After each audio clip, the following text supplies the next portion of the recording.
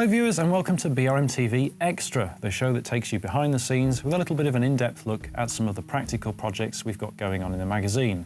I'm in the studio with Michael Russell, a familiar face that you'll have recognised from the magazine and many of the projects that you've created for us. But today we're focusing on this.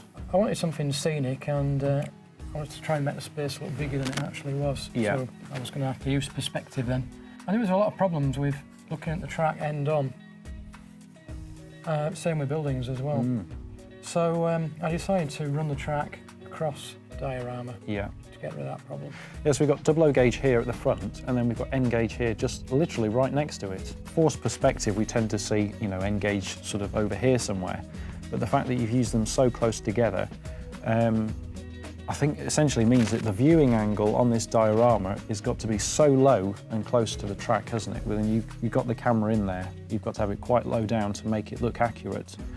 It's no good going up from sort of here when you're taking a picture or things like that. But yeah, really effective, isn't it? So tell us a little bit about these trees, because readers, you'll be able to see this, the full shebang in the May issue of the magazine. But before readers actually see that, let's just take a look at these trees. Tell us some of the techniques that you've used to create those. Yeah, it's a tried and tested twisted wire technique, and then they're covered in some milliput and a mix of PVA glue and powder filler. We sprayed them with car primer and finished off with enamel paints. The thing that I've done different here, probably to most models you've seen, is I want to portray the fine filigree of the twigs of the tree, and I've done that using artificial hair. And the main problem with doing that was finding a glue that was really, really strong. Right. And what I settled on in the end was carpet glue. Oh really? What, the spray on? The spray one, yes, okay. yes. But when I first used it spraying onto the branches, it was very difficult to get an even coverage. Right. So I ended up decanting it into a container and then applying it by branch. Okay. And that works really well.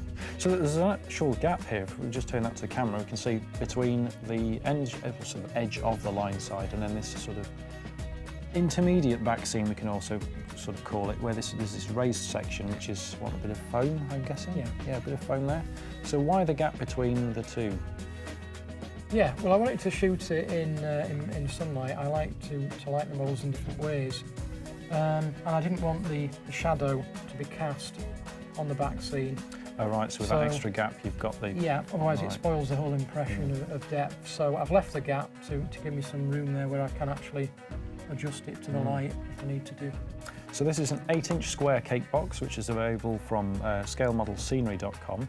But I can see you've also got a secondary back scene here, which you can sort of interchange with the current one.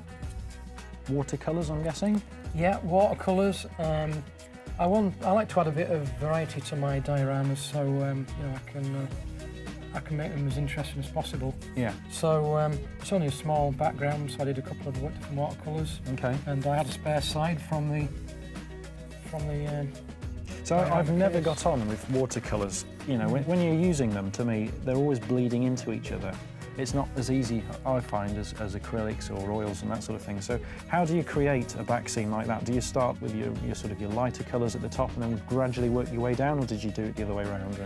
Yeah, with watercolours, you start with the lighter colours and go to the darker. So I started with the last layer of foliage and work forward. And that is done using the wet in wet technique.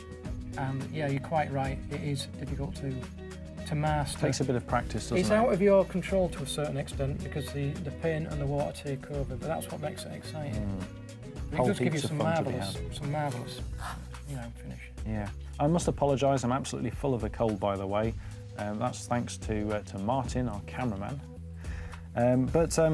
Yeah, it looks brilliant. Very nice little diorama you've done, and we'll look forward to seeing the full article in the May issue of BRM.